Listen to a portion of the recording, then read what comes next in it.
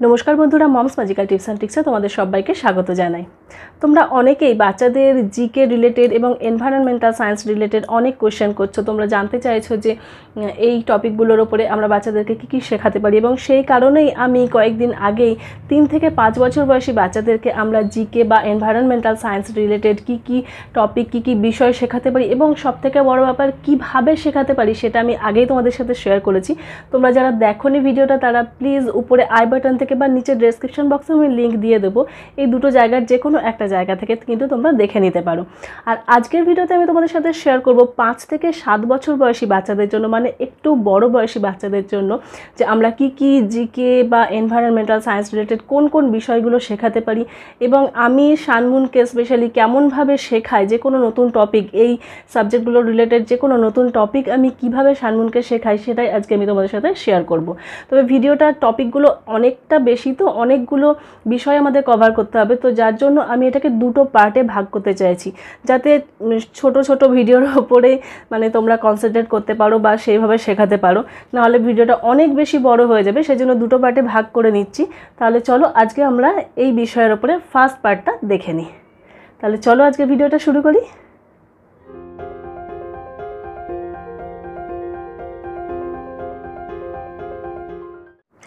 বাচ্চাদেরকে general knowledge পড়ানোর সময় প্রথম যে বিষয়টা বাচ্চাদেরকে শেখাতে হয় সেটা হচ্ছে ইন্ট্রোডিউসিং মাইসেলফ, নিজের সম্পর্কে কিছু বলা বা নিজের সম্পর্কে সমস্ত ইনফরমেশান দিয়ে কারোর সামনে ইন্ট্রোডিউস করা। তো আগেই আমরা ছোট বাচ্চাদের ক্ষেত্রে 3 থেকে 5 বছর বয়সী বাচ্চাদের ক্ষেত্রে আমরা এটা শিখিয়ে দিয়েছি যে what is your name, what is your father's name, এই ধরনের কোয়েশ্চেনগুলো কিন্তু এবং তার আনসারগুলো কিভাবে করতে হয়, কিভাবে দিতে হয়, সেগুলো অলরেডি কিন্তু বাচ্চাদের শেখানো রয়েছে। এবং এগুলোর সাথে সাথে আর নতুন কি অ্যাড করতে হবে, নতুন যে জিনিসগুলো আসে সেগুলো হচ্ছে লাইকস অ্যান্ড ডিসলাইকস, বাচ্চা কি পছন্দ করে, কি অপছন্দ করে, হবিজ কাকে বলে, হবি কাকে বলে, এবং বাচ্চার কি ধরনের হবি আছে। অনেক বাচ্চাদের ক্ষেত্রে কি হয়, তারা হবি বলতে কি বোঝে না। তো আমরা যদি ডিটেলসে বাচ্চাদেরকে শিখিয়ে দিতে পারি এইভাবে যে আচ্ছা তোমার কোন কাজটা করতে ভালো লাগে, তুমি বলো, তুমি যখন ফ্রি থাকো, যখন পড়াশোনা করছো না বা ঘুমাচ্ছ না, তখন কোন কাজটা করতে ভালো লাগে। কেউ হয়তো বললো আমার ড্রয়িং করতে ভালো লাগে, কেউ হয়তো বললো আমার তো গান করতে ভালো লাগে, আমার ডান্স করতে ভালো লাগে। তো এইগুলোই যে হবি, সেটা এইভাবে প্র্যাকটিক্যালি বাচ্চাকে বোঝাতে হবে যে এই দেখো তুমি যে নাচ করতে পছন্দ করো ফ্রি টাইমে, এটাই কিন্তু তোমার হবি। আমরা আমাদের ফ্রি টাইমে, যে সময় আমাদের পড়াশোনা বা অন্য কোনো কাজ থাকছে না, সেই সময় আমরা যেটা করতে পছন্দ করি, যেটা ভালোবেসে করি, সেটাকেই বলে হবি। এইভাবে কিন্তু প্র্যাকটিক্যালি একদম সুন্দরভাবে বুঝিয়ে দিলে বাচ্চাদের কিন্তু মনে থাকে যে আচ্ছা হবি মানে এই জিনিসটা বোঝায়। তো এরকমভাবে কিন্তু আমরা বাচ্চাদেরকে শেখাতে পারি এই বিষয়গুলো। নিজেকে ইন্ট্রোডিউস করা হয়ে গেলে নেক্সট যে পার্টটা আসছে সেটা হচ্ছে মাই বডি। নিজের বডি পার্ট সম্পর্কে বাচ্চারা আগেই অলরেডি শিখে গেছে। এবারে যেটা শিখতে হবে যে কোন বডি পার্ট কটা করে থাকে, যেমন আমাদের চোখ কটা, কান কটা, নাক কটা, এই ধরনের কোয়েশ্চেন। এবং তার সাথে সবথেকে বেশি ইম্পর্টেন্ট আরেকটা টপিক, সেটা হচ্ছে সেন্স অর্গান। আমরা সেন্স অর্গান কাকে বলে এটা সুন্দরভাবে এক্সপ্লেন করা, এবং কটা সেন্স অর্গান আছে, কোন সেন্স অর্গান দিয়ে আমরা কি কাজ করি, এটাকে বেশ সুন্দর করে বাচ্চাদের সামনে যদি সুন্দর করে এক্সপ্লেন করে দেওয়া হয় না, তারা দেখবে জীবনে কোনো দিন ভুলবে না। যেমন ধরো আমি তোমাদেরকে বলছি যে আমি কিভাবে বোঝাই বাচ্চাদেরকে, যে হয়তো বললাম আচ্ছা তোমার মা তো খুব ভালো ভালো খাবার রান্না করে, তাই না? তুমি যখন খাবার খাও তোমার কেমন লাগে খাবারটা? সে বাচ্চা হয়তো বললো হ্যাঁ খুব টেস্টি লাগে, দারুণ রান্না করে। তো তুমি টেস্টি সেটা বুঝলে কি করে? কে তোমাকে বোঝালো? জিভ বোঝালো, টাং বোঝালো। টাং তাহলে কি করে? টাং টেস্ট করে। এই যে টেস্টের যে অনুভবটা, সেটা আমাদের যে সেন্সটা টেস্ট করার, সেটা আমাদেরকে কে বোঝাচ্ছে? টাং বোঝাচ্ছে। বা এই যে তুমি আমি কথা বলছি, তুমি আমাকে দেখতে পাচ্ছ, কিসের মাধ্যমে দেখতে পাচ্ছ? চোখের মাধ্যমে দেখতে পাচ্ছ। তাহলে এই চোখটা আমাদের একটা কি কাজ করতে সাহায্য করছে? দেখতে সাহায্য করছে। তো এটাও আমাদের সেন্স অর্গান। আমরা যেসব অর্গানের মাধ্যমে এই এনভায়রনমেন্টের সাথে, বাকিদের সবার সাথে জুড়তে পারি নিজেদেরকে, সেগুলোই হচ্ছে আমাদের সেন্স অর্গান। তো এইভাবে কিন্তু সুন্দর করে বোঝালে বাচ্চারা তাড়াতাড়ি বোঝে। জাস্ট বইয়ের ওই ডেফিনেশন পড়িয়ে দিলাম, এক্সাম্পল পড়িয়ে দিলাম, জাস্ট ওইভাবে বোঝালে না, মানে ওরা জাস্ট ওই হয়তো মুখস্থ করে ফেলে, কিন্তু সেই জিনিসটাকে প্র্যাকটিক্যালি বুঝতে পারে না। তো যার জন্য সবসময় বাচ্চাদেরকে পড়ানোর সময় সবসময় এইভাবে চেষ্টা করা উচিত যে প্র্যাকটিক্যালি জিনিসটাকে বোঝানো, যাতে তারা ফিল করতে পারে। নেক্সট টাইম তারা যখন সেন্স অর্গানের কথা ভাববে তখন কিন্তু ওটা একবার ভাববে, আচ্ছা আমার মা তো খুব ভালো রান্না করে, আমি কী করে বুঝি? জিভ দিয়ে বুঝি, তাহলে জিভটা আমার সেন্স করতে সাহায্য করছে। কান দিয়ে শুনতে পাচ্ছি, তাহলে কান আমাকে সেন্স করতে সাহায্য করছে, বুঝতে পারছি, আমি শুনতে পাচ্ছি। এই জিনিসগুলো কিন্তু প্র্যাকটিক্যালি সবসময় বোঝালে বাচ্চাদের বুঝতে অনেক বেশি সুবিধা হয়। তো নিজের সম্পর্কে এগুলো শেখানোর পরে এরপরে নেক্সট টপিক যেটা আসে সেটা হচ্ছে মাই ফ্যামিলি। এতদিন আমরা বাচ্চাদেরকে শিখিয়েছি ফাদার, মাদার, গ্র্যান্ডফাদার, গ্র্যান্ডমাদার, এই টার্মগুলো শিখিয়েছি এবং এগুলো কাদের বলে সেগুলো শিখিয়েছি। এবার একটু ডিটেলসে শেখাতে হবে, যেমন গ্র্যান্ড প্যারেন্টস কাদের বলে, পেরেন্টস বা নর্মাল পেরেন্টস কাদের বলে, গ্র্যান্ডফাদার কাকে বলে, গ্র্যান্ডমাদার কাকে বলে, বা নেইবার কাকে বলে, এই জিনিসগুলো শেখাতে হবে। এবং এছাড়াও আরও কিছু বিষয় আছে, যেমন হচ্ছে টাইপস অফ ফ্যামিলি, ফ্যামিলি কত রকমের হয়, স্মল ফ্যামিলি কাকে বলে, লার্জ ফ্যামিলি কাকে বলে, জয়েন্ট ফ্যামিলি কাকে বলে।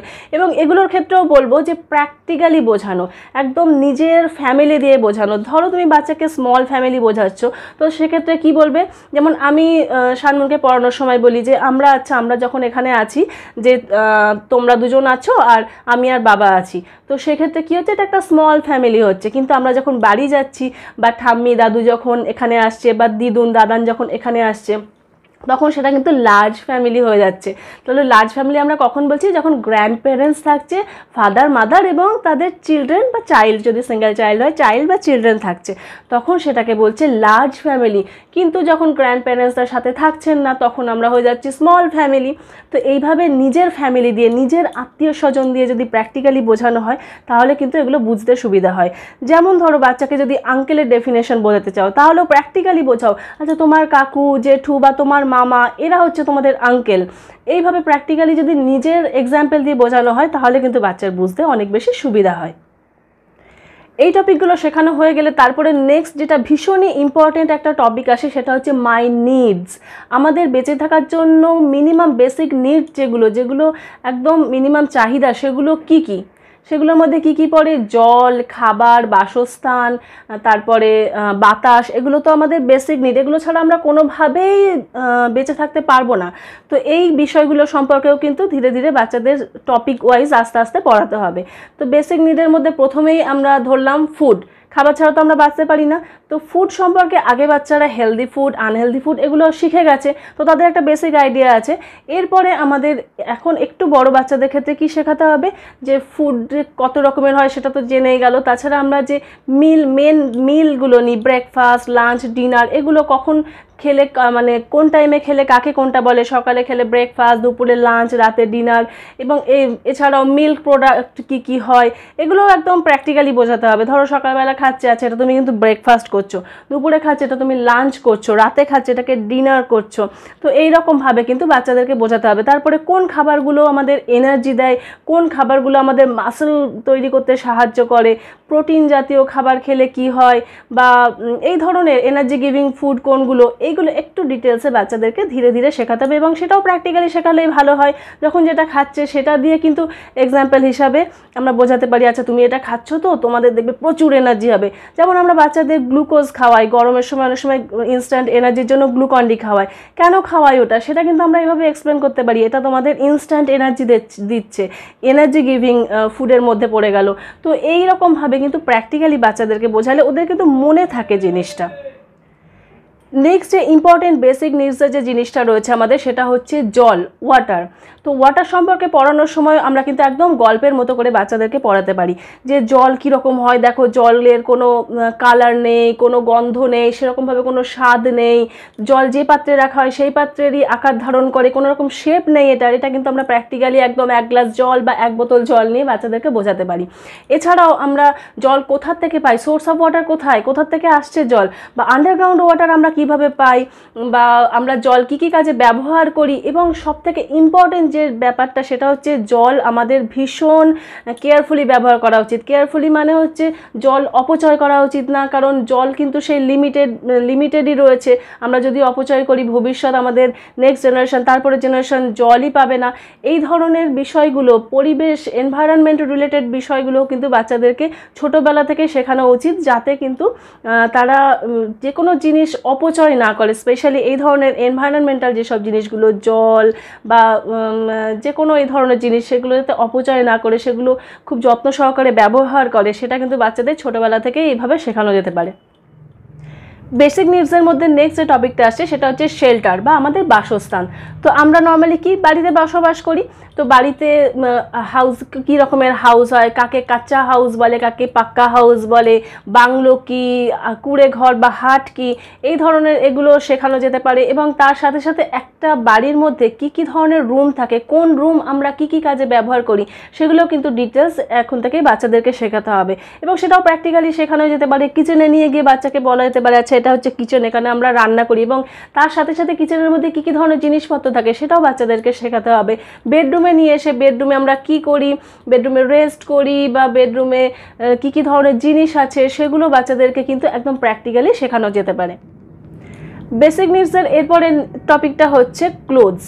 জামা কাপড় কোনটা কাকে কি বলে সেগুলো তো আগেই বাচ্চারা শিখেছে, কাকে শার্ট বলে, কাকে প্যান্ট বলে, এই জিনিসগুলো তো বাচ্চারা আগেই শিখেছে, কাকে ফ্রক বলে। কিন্তু এখন যেটা শেখাতে হবে যে ক্লোথস কত রকমের হয়, মানে ইউনিফর্ম, যেমন ইউনিফর্ম আমরা কখন ব্যবহার করি, যেমন তুমি স্কুলে যাচ্ছ, স্কুলের ইউনিফর্ম পরছো, সবার এক রকমের জামা কাপড়, সেটাকে বলছে ইউনিফর্ম, বা ওটা দেখে তোমায় বোঝা যাবে, আইডেন্টিফাই করা যাবে যে আচ্ছা তুমি অমুক স্কুলে পড়ো বা স্কুলের ইউনিফর্ম এটা। এই জিনিসগুলো ভালো করে ডিটেলসে বোঝানো।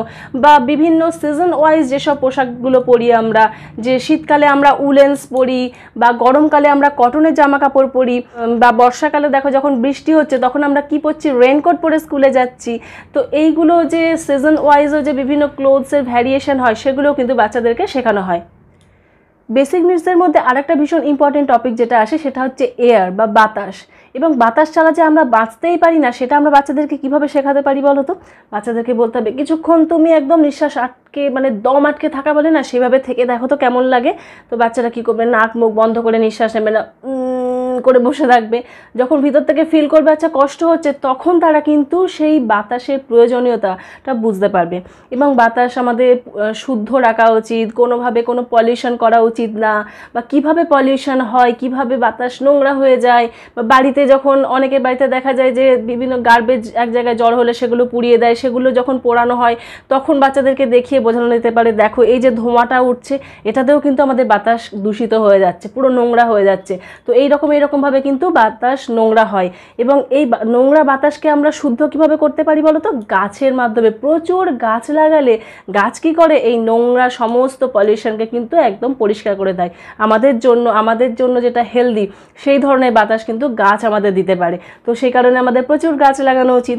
এইভাবে সুন্দরভাবে প্র্যাকটিক্যালি যদি বাচ্চাদেরকে বোঝানো হয় তাদের কিন্তু পরিবেশ সম্পর্কে একটা ভালো নলেজও আসে, এবং তারা অনেক বেশি কেয়ারফুল হয়, অনেক যত্নশীল হয় পরিবেশ নিয়ে। এবং এগুলোর সাথে সাথেও বাতাসের আর কি কি ব্যবহার আছে, যেমন আমরা বেলুন ফোলাই, বেলুনটা কি করে ফুলছে, ভিতরে আমরা পাম্প দিয়ে দিয়ে কি করছি, বাতাস ঢোকাচ্ছি। বা বল যখন চুপসে যায় তখন কি করি, আমরা পাম্প দিয়ে দিয়ে কি করি, বাতাস ভরি, তাতেই তো বেলুনটা ফুলে যায় বা বলটা ফুলে যায়। তো এই যে এয়ারের এই যে ব্যবহার, এগুলো কিন্তু আমরা বাচ্চাদেরকে এরকম প্র্যাকটিক্যালি বোঝাতে পারি। বন্ধুরা, জিকে এবং এনভায়রনমেন্টাল সায়েন্স রিলেটেড এই পার্টটা এখানেই শেষ করব। পরের পার্টে আরও বেশ কিছু টপিক নিয়ে তোমাদের সামনে আবার হাজির হব। ততদিন পর্যন্ত তোমরা সবাই সুস্থ থেকো, ভালো থেকো। আর এই পার্টটা যদি তোমাদের ভালো লাগে তাহলে প্লিজ ভিডিওটাকে লাইক করে দিও এবং অন্যদের সাথে শেয়ারও করো। তোমাদের সোশ্যাল মিডিয়াতে কিন্তু এই ভিডিওগুলো অবশ্যই শেয়ার করো, যাতে বাকি মা বাবারাও কিন্তু এইভাবে বাচ্চাদেরকে শেখাতে পারে। এবং কমেন্ট করে জানিও যে ভিডিওটা তোমাদের কেমন লাগলো। সেকেন্ড পার্ট নিয়ে খুব শীঘ্রই তোমাদের সামনে আবার হাজির হয়ে যাব। ততদিন পর্যন্ত তোমরা সবাই খুব ভালো থেকো, সুস্থ থেকো। আজকের মতো তাহলে আসি, টাটা।